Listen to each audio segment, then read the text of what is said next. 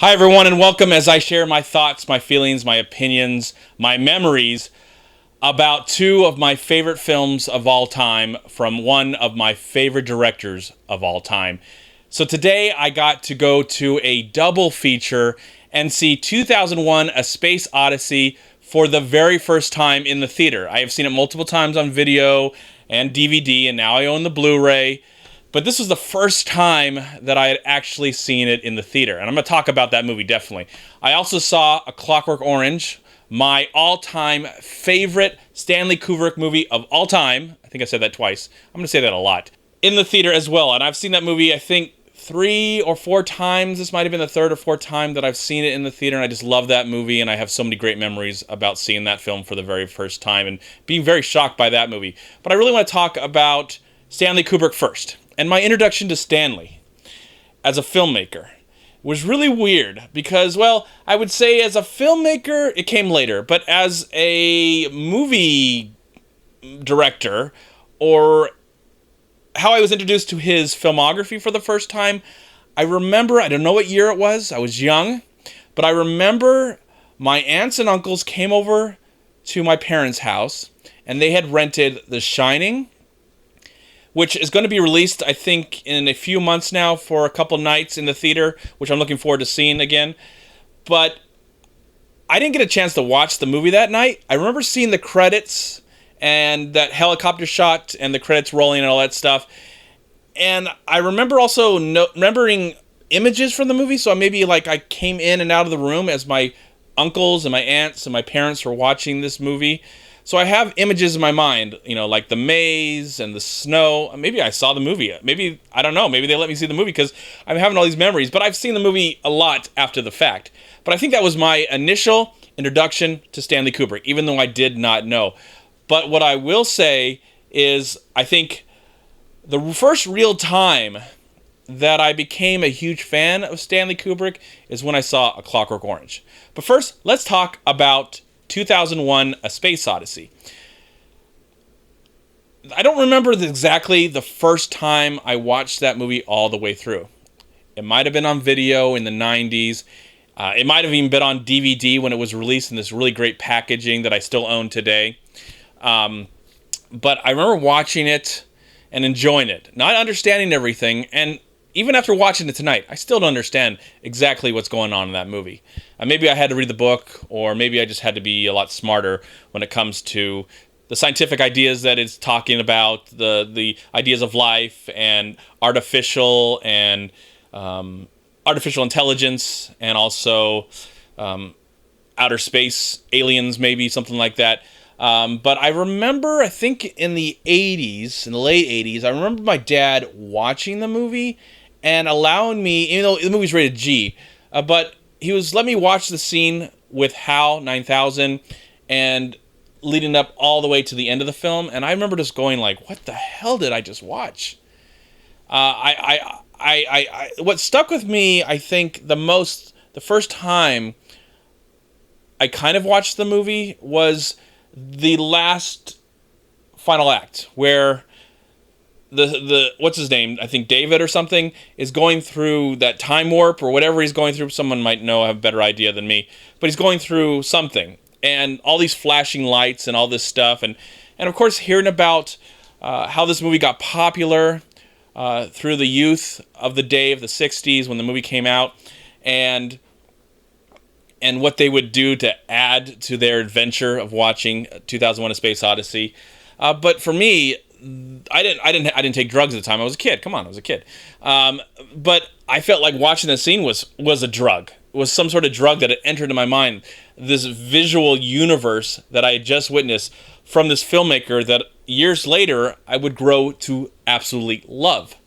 So what sticks with me as an adult, actually sitting down in the theater and watching it for the first time, I love the way this movie just looks. I love all the hard work that went into it, the special effects, the design.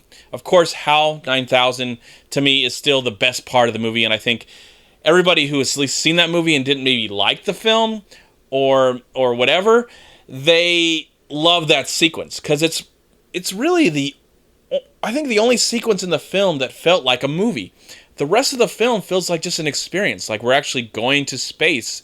We're in this universe, and this wonderful music, classical music.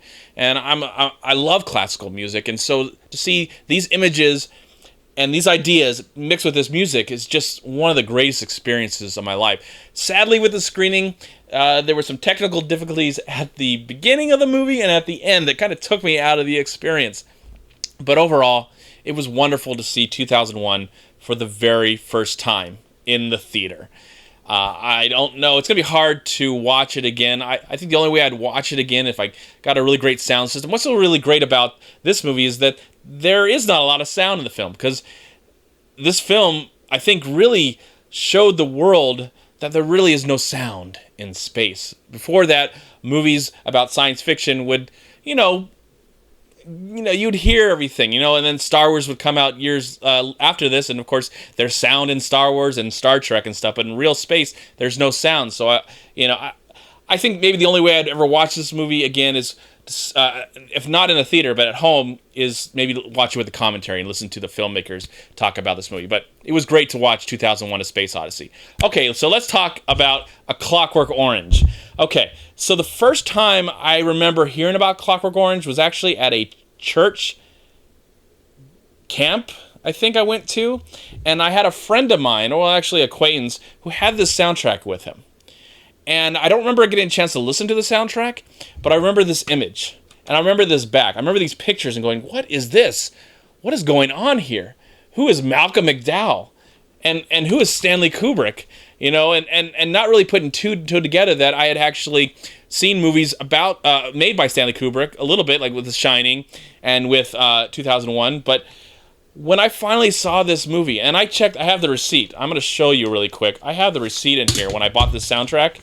So I know you really can't see that, but if you look really close, I bought this soundtrack on June 23rd, 1995. So I'm guessing probably 92, 93, or 94. That's when I actually saw the film for the first time.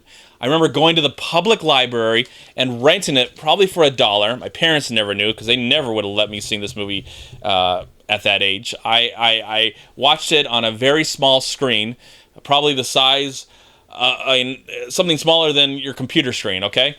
And just going, what the hell am I watching? This is amazing. This has got such great visuals and, again, great music. I grew up loving classical music, so to see this classical music mixed with all these images, and some of it was very naughty, very sexual, lots of violence. I didn't really understand this Alex character the first time, but I remember just being entranced in all the images that I was seeing on the screen. As this anti-hero was going through all this, and I didn't understand everything that he was actually going through. Why was he changing? Why were they putting these things on his eyes? Why was he why was he in love with? I knew why he was in love with Beethoven, but why was he getting sick? And when he heard Beethoven, or was influenced by violence and sex. So now watching again for the upteen time and seeing certain things. I always get more out of this movie. I always see the great scenes that I love throughout the movie, and the great design, the great overacting. Malcolm McDowell is just incredible in this film. And of course, this movie went on to be nominated. It was a very controversial film, to the point where Stanley Kubrick, I believe, took it out of theaters, especially in England. But the movie was, was given at least nominations. I don't know if a movie like this can be made today, or if it can be made with such love and care like Stanley Kubrick would make a film. But I love the design. I love the characters. It's so interesting that this character of Alex is narrating to his problems, and when we really, as an adult, I really get to know him, and I'm like, wow, he is such an awful, evil person. Why do I care so much for this character? Because he's so interesting. He's so human. He's so flawed, and humans are flawed. And that's what I loved about Stanley Kubrick, is that I think all of his movies, he always liked to follow these really horrible characters or misunderstood characters that had lots of problems, that didn't know what they wanted to do in life or where they were going. And as someone who just appreciates storytelling, the quality of it, and also what goes into filmmaking, these movies are just amazing experiences. They're not. There's nothing quite like it. And sometimes a modern day filmmaker will remind me of that. I'm not going to name names right now, but every once in a while I'll be like, oh, that reminds me of Kubrick. Like something what Kubrick would have done, because he really knew how to bring an audience into his world and make him so interesting, even if we did not understand half the time what was going on. But what a treat it was, again, tonight, to sit back in a dark theater with a bunch of strangers, and I had a friend there, and enjoy these amazing films. And I believe in the next few months, Dr. Strangelove is coming to a theater near me, which I have never seen in the theater before. I've seen it. That's a movie that just gets better and better with age. And, of course, The Shining, to me, is one of the scariest movies I've ever seen in my life. And I have seen that movie in the theater, and I'm looking forward. And hopefully I will get to see these other movies and share them with you. Thank you so much for listening. And now it's your turn to share your thoughts and opinions about Stanley Kubrick. What are your favorite movies of him? What did you think of 2001: A Space Odyssey? And also, what did you think of Clockwork Orange? All right, everyone, thank you again. I really appreciate your time. It's really been a lot of fun to talk about one of my favorite filmmakers of all time. And I look forward to doing hopefully that again soon in the year when those other movies get released again. All right, everyone, goodbye, and peace be with you, my friends. Thank you so much for watching. Please like, comment, and share this video. And also, please check out these amazing movie websites. And if you enjoyed this review, please click here to subscribe to my channel, and also please check out all my recent reviews right here on YouTube. Have a great day, live film, find peace, happiness, and harmony in anything and everything you do, and I'll talk to you at my next movie review.